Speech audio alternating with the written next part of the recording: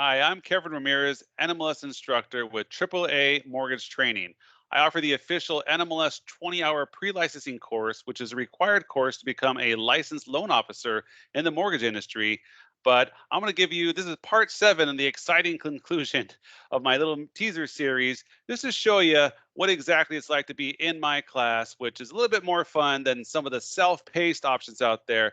And I'm going to make sure you get a true learning environment to help again prepare you to pass the NMLS test, but also to kind of give you a stronger foundation to becoming a loan officer in our great industry. So let me share my screen. Let's start part 7 of our teaser series. So today we're going to talk about the Dodd-Frank Act. Okay, this is a big part of the test, and then this Dodd-Frank Act was a huge impact to our mortgage industry back in 2010. Well, you should know who governs this law if the test was to ask you things like that.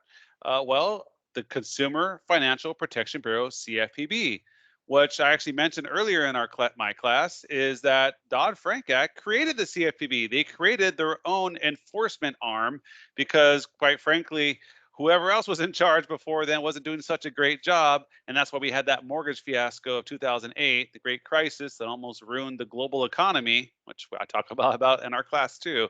But yes, so the Dodd-Frank Act created the CFPB, and the CFPB is now the proactive regulating agency of many of the federal laws, which is a great thing, not reactive, proactive. So the purpose of this act was to impose new restrictions on lending standards. They introduced something called the qualified mortgage. They want to prevent excessive risk layering, basically get rid of things like subprime that was hurtful to our industry back in the day. They wanted to end the too big to fail concept. If you've seen, there's movies out there on HBO, Too Big to Fail, or that popular movie, The Big Short, where it talks about that certain large banks institutions are too big to fail. Well, it says they wanted to end it. They didn't really end it. They just kind of cut off new membership. So some places are still too big to fail, but small places, like most lenders, they will never be part of that elite club, so to speak. And they regulate also how mortgage loan originators, you with the job you're trying to get, are compensated. So yes, they did affect our paychecks. So the Dodd-Frank Act, like I said, was a big impact to our industry, was to kind of clean up how we're doing mortgages and how we're lending, which of course, right, was to avoid what happened in 2008. So one of the big things I already talked about earlier in my class is the loan originator rule from Dodd-Frank and the CFPB is they mess with MLO compensation rules.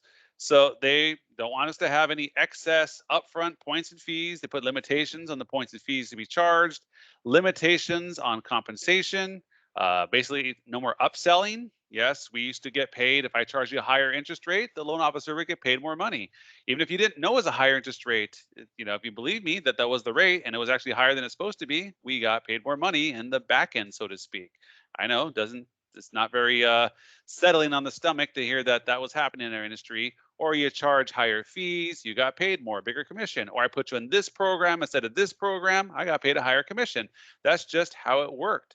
Not saying that was right, but I'm just letting you know that's the industry that they were trying to clean up with the Dodd-Frank Act. So now the loan originator rule says an MLO compensation can't be based on any interest rate or any feature of the loan other than the principal balance of the new loan. So we still get paid basis points, a percentage of the new loan amount. But other than that, any rate and fees, that is no impact. We cannot be incentivized with our compensation by the lender as MLOs to offer any of these things. So what it tried to do, Dodd-Frank wanted to prohibit, excuse me, prohibit MLO steering. Steering is what you would write here. So what is steering? Influencing, advising, or directing a consumer to accept the terms offered by a particular creditor in order to receive greater compensation, even though the consumer may qualify for a far more beneficial program.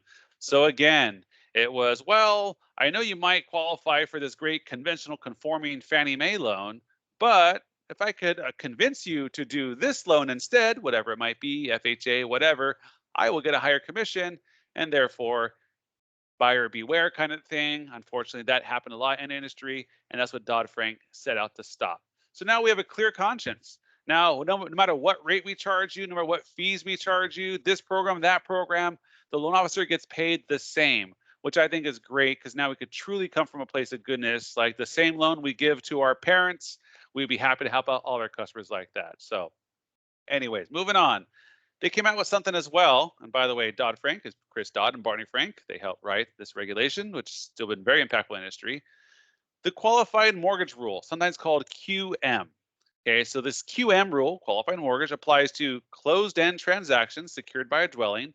Closed-end meaning a regular loan. I got a 30-year fixed, $200,000 mortgage. Here's your loan. Pay it back in installments. That's like a closed-end loan.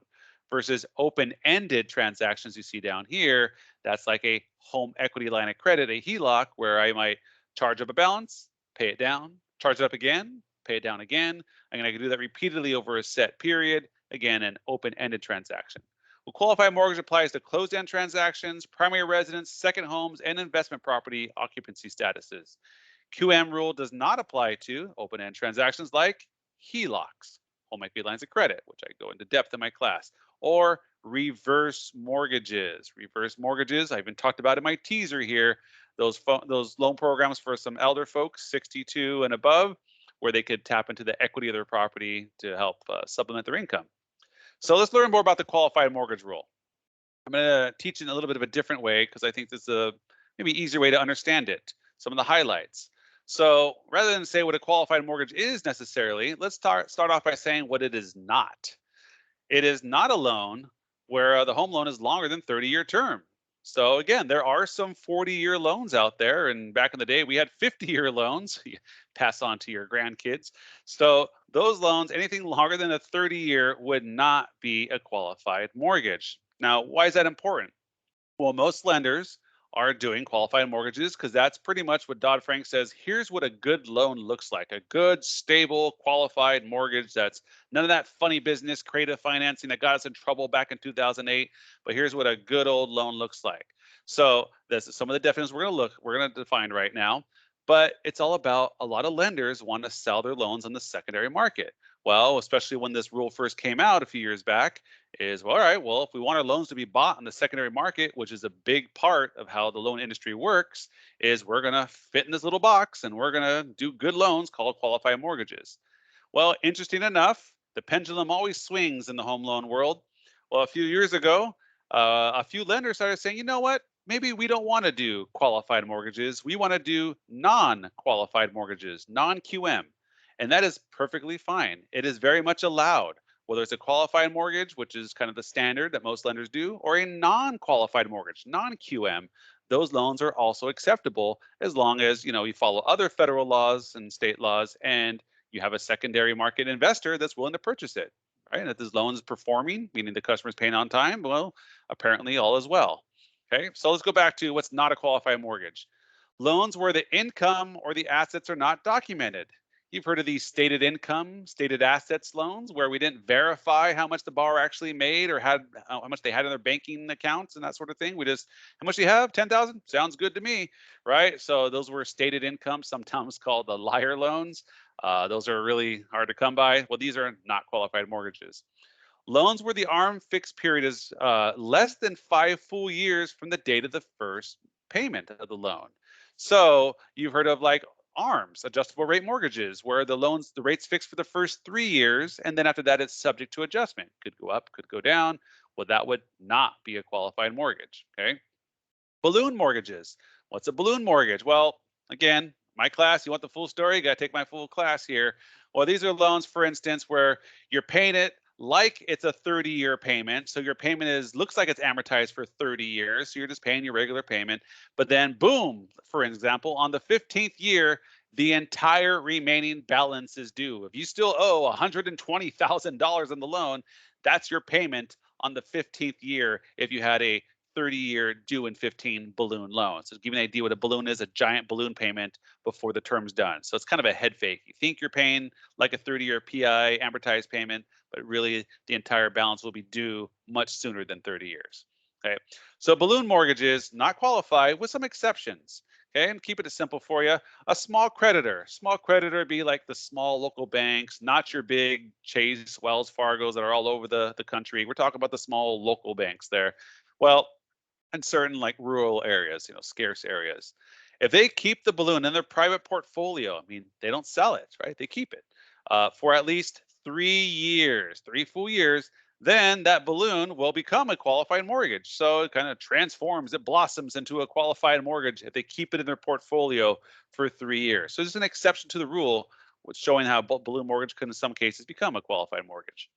What is not a qualified mortgage? Loans that defer the payment of the principal. Defer means put off till later, right? Deferred gratification as you study hard for this test and you're going to do the happy dance later when you pass the test. That's deferred gratification.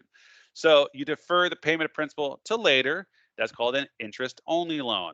Many interest only loans, you pay just interest for the first 10 years of the loan, let's just say. And then after that, you have to pay the principal and the interest after that. Not always 10 years, but that's for an example.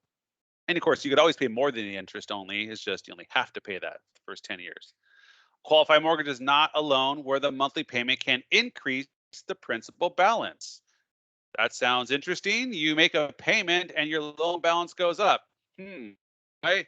We refer to this as negative amortization, sometimes called neg-am loans.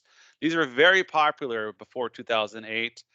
It's where you defer not only the principal, but also some of the interest. So your payment's so small that you're literally putting off principal payments and a lot of the interest payments until later. You're going to have to pay the piper someday, but later's someone else's problem, right? So that's how these loans work.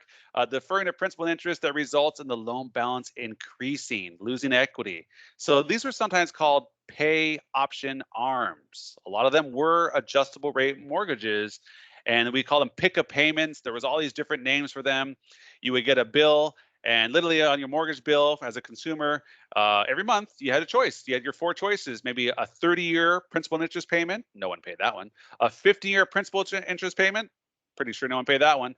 Interest only payment, we just talked about. You're just paying just the interest, kind of spinning your wheels.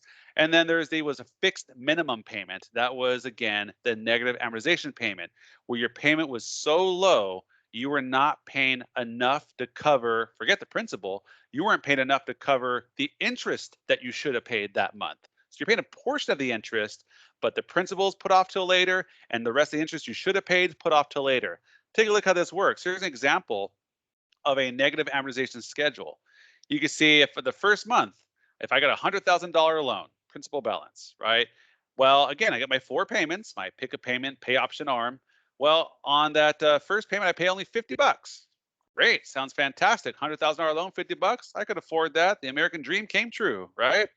So, however, the interest for that month, based off the interest rate, should have been 416 and 67 cents.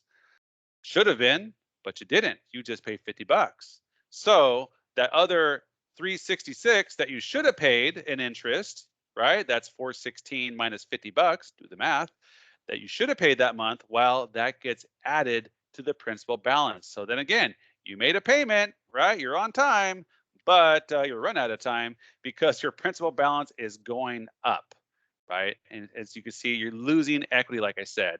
And you're probably thinking, who the heck would do this? Well, these loans aren't really easy to come by these days. It was very popular as the housing market was very expensive and strong. It was a great way for commission people, self-employed people, as you're about to become a commission person. Your income goes up on a good month. You have a great month. Well, you pay the 30-year PI payment. You have a bad month in your commission or self-employment. Well, you have the option to pay the smaller payment, right? It's a good way to kind of budget, so to speak. Obviously, that's what the idea behind it, but it was definitely abused and sold the wrong way. Yes, a lot of folks ended up going into foreclosure because of this, or the salespeople did not sell it right.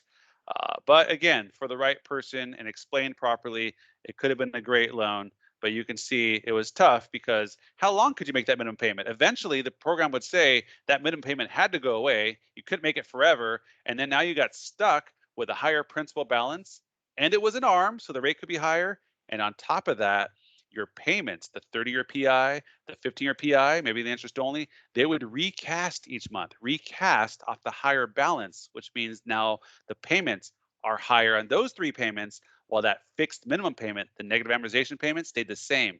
What I'm saying is the gap kept getting bigger between that minimum interest and the interest you should be paying on the new higher balance that recast it. So it would only last maybe 3 or 5 years, and then finally, for whom the bell tolls, you had to start paying the bigger payment. But the way we sold it back then, not to say it was the right way to do it, was The housing market was so strong. Big whoop. So you lost 366 in equity. Your house just went up by $8,000 to $10,000 appreciation. So you're still winning. That's kind of the way it was sold. So if you're wondering why would any rational human being take this loan, that's why. That was the sign of the times. All right, so I'm gonna stop right there. More to learn. If you like what you're hearing, again, check the chat for Kevin Ramirez from AAA Mortgage Training. Register for my class, and we'll have a lot of fun. I look forward to helping you out. I'm gonna post some more videos out there because I'm on a crusade to make sure that you folks are getting the proper education, not just to check a box and get your NMLS 20-hour course, which you could get at a lot of different places, but to have a real proper introduction to the mortgage industry. And that's what I intend to do for you. Look forward to helping you out. Take care. See you soon.